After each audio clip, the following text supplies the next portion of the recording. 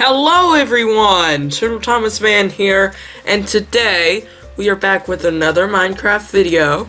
And for today's video, boy do I miss Optifine. I'm pressing C right now and I can't zoom in, but that's how it is.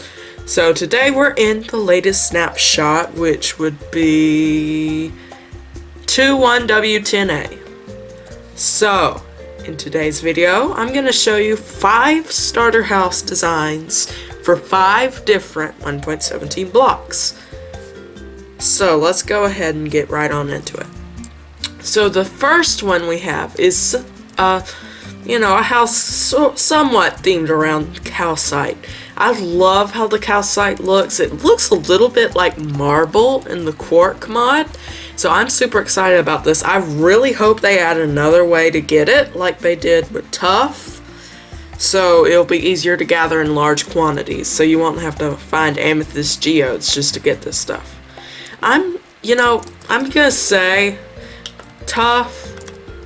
I like the block. I like it better than diorite. Okay, it looks better than diorite, but I wouldn't build anything huge with it, so that's why I used the tuff and the little path. So there is no tuff themed house because it's just a very interesting block.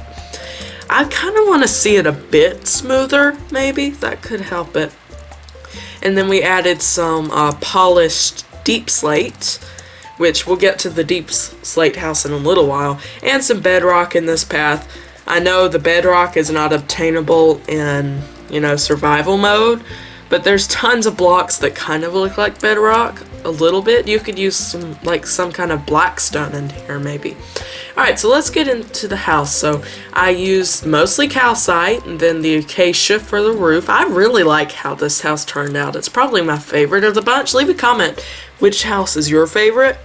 But I really like how this roof turned out. It kind of looks like something, I mean I didn't live in the 80s, but to me it looks like some kind of an 80s house on the outside. And then we used the smooth sandstone as our other wall block, and I think it really turned out nice. Let's see what it looks like with the cinematic, if I can get it on. No cinematic. I'm not gonna do that today. So if we come inside, here's what our interior looks like. Only 2 of these houses have enchanting setups because they're starter houses. Most people do not put enchanting setups in their starter houses, but when we come inside, we have a little storage area. I really like using barrels because you can put them in more areas than you can chests, because they can still open even with non-transparent blocks in the roof or whatever. Then we have our crafting table right here. We have a lantern right here to give off a little light. I wanted to put some lanterns right there, but the lanterns don't hang on the stairs, sadly. Then we have furnaces. We have 4. That's a good amount for a starter house. Then we have our enchanting setup, and we use some candles right here. I love the candles. Candles are might be one of my favorite features of 1.17 as a decoration block. Decorations, decoration wise, this would probably be my favorite. Then we have some more storage area over here. We have some glowstone under that carpet, and we have some iron armor, because of course you don't have diamond armor, although in a later build I did kind of mess that thing up. And then we have a little loft which has our bed on it. So overall, this is a really nice compact house, and this is one of the cases that diorite actually looks good when you do it in a floor like this. Thought I'd throw that in here. And we have a little axolotl in here. I love these things. They are so cute. They're kind of freaky in real life. I saw a picture of one in my science book. Then we have the azalea leaves and the flowering azalea leaves right here, this area. And then we have azaleas over here, and some of the drip leaves, the big drip leaves, and some pink tulips. So I really like this one. This is probably my favorite, like I said. So let's move on to the next one, which is the Amethyst geode themed house. Now this is a very interesting one. I went with a standard TotalThomasMan roof. If we're doing a video about starter houses, we've got to put a standard TotalThomasMan roof in here. And I'm looking at my camera like I have the green screen up and my face is on here. Why am I doing that? I guess it's just a habit now.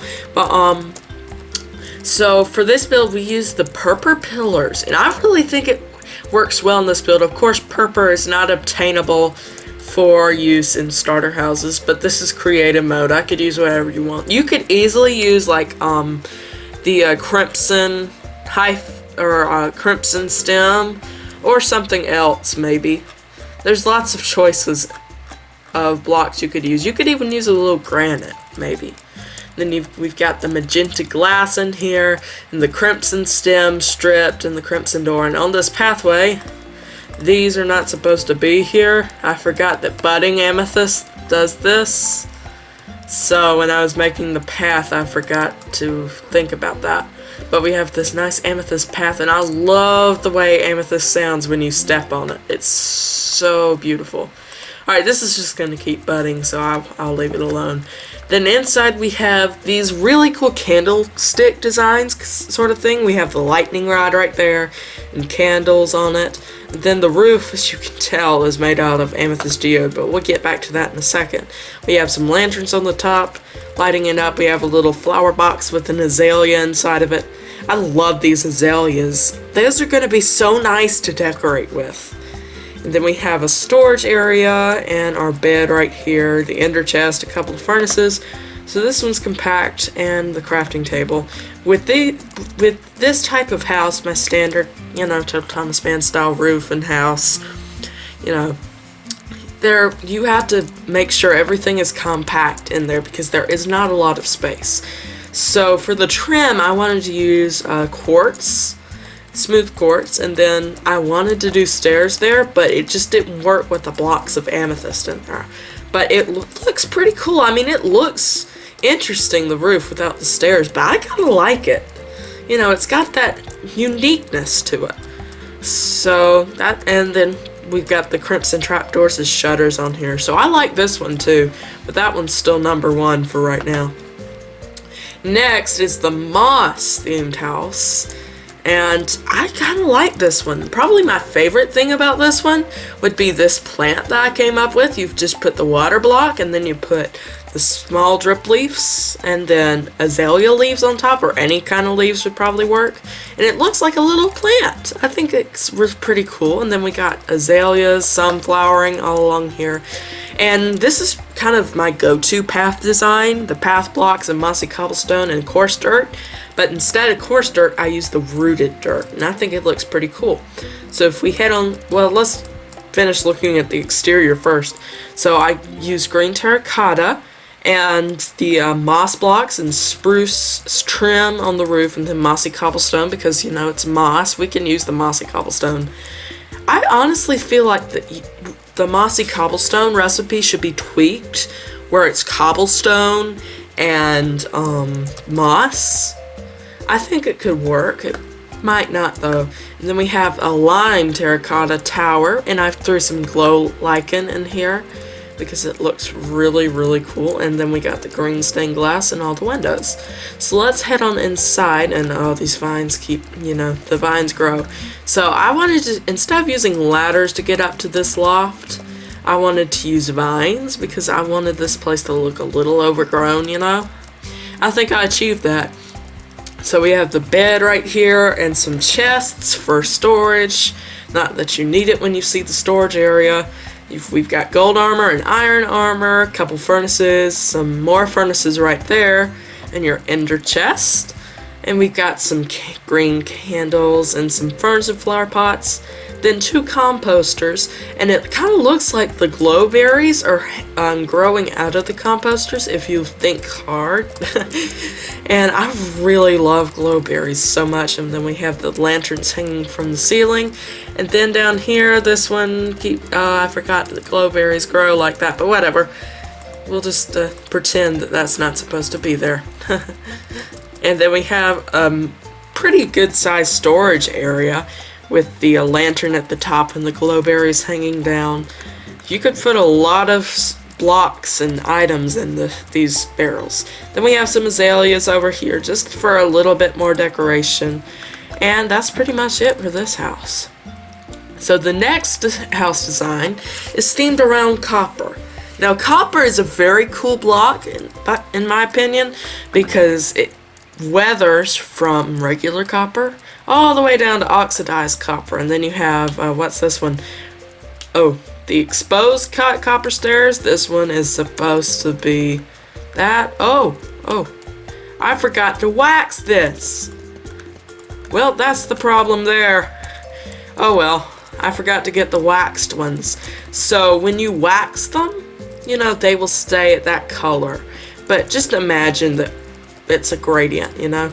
So we have all of that, and it kind of goes through a gradient from all the, you know, sections of copper.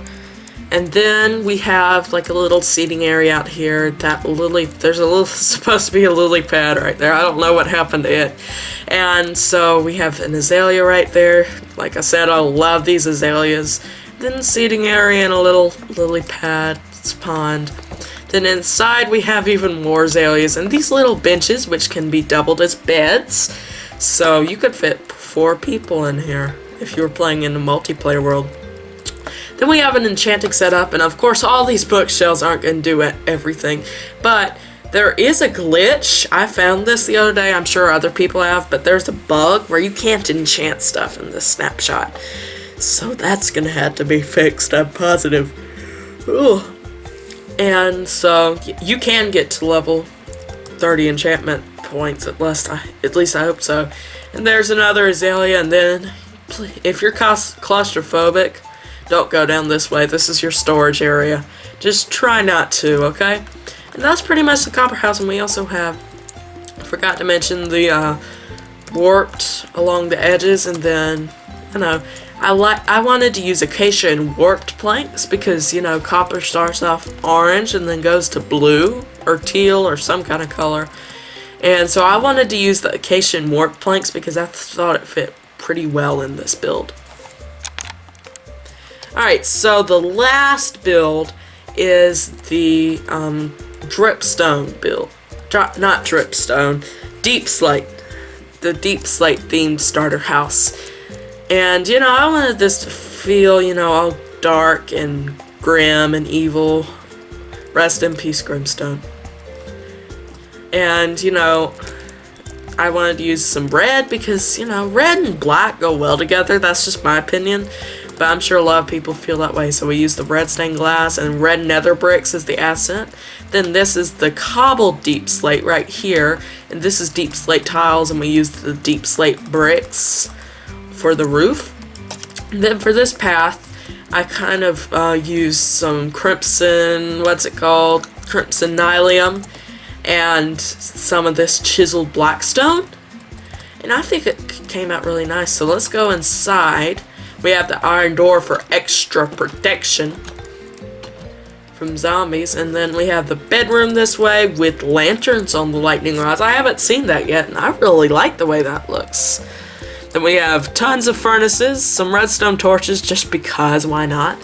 Tons of barrels, 2 sets of netherite armor, and an ender chest. And if that's not enough, here's 4 other sets of netherite armor. In survival mode, don't do that for your starter house. Don't do that, okay? I just want decoration. Make this feel like grim, like armor stands, you know? Then we have the crafting tables on the floor and the bed, like I said. So, I like this one. Probably my 2 favorites are the, oh, there's a village over there. Wow, world generation is a little, you know, there's still tons of bugs and stuff in the snapshot, of course, but... So, my 2 favorites are definitely the deep slate. I almost said Grimstone. Oh, it needs to be called Grimstone. It's just much better. The deep slate house over there and the, what's it called? The Calcite house. Let me know in the comments which one is your favorite. And I'll have to say thank you guys so much for watching. Please hit that subscribe button, like, share this video with all your family and friends. In the description of this video, There are two other channels. There are my channels, TotalThomasMan 2.0 and TotalThomasMan Shorts. I'd be very appreciative if you would subscribe to those. My goal is by the end of this month to have 25 subscribers on both of those, because that's 1/4 of all the subscribers on this main channel. Well, I'm not going to try to do the math because I have 103 subscribers on this channel. But I'd please subscribe to them. I'd be, it'll make me very happy if you subscribe to those channels, okay? So please subscribe to those channels. Thank you guys for watching, and goodbye. Oh wait, I forgot to say, if you want to see tutorials on these builds, leave a comment down below, okay? Because I will do tutorials if I can remember how to build these things. So thank you guys for watching, and goodbye.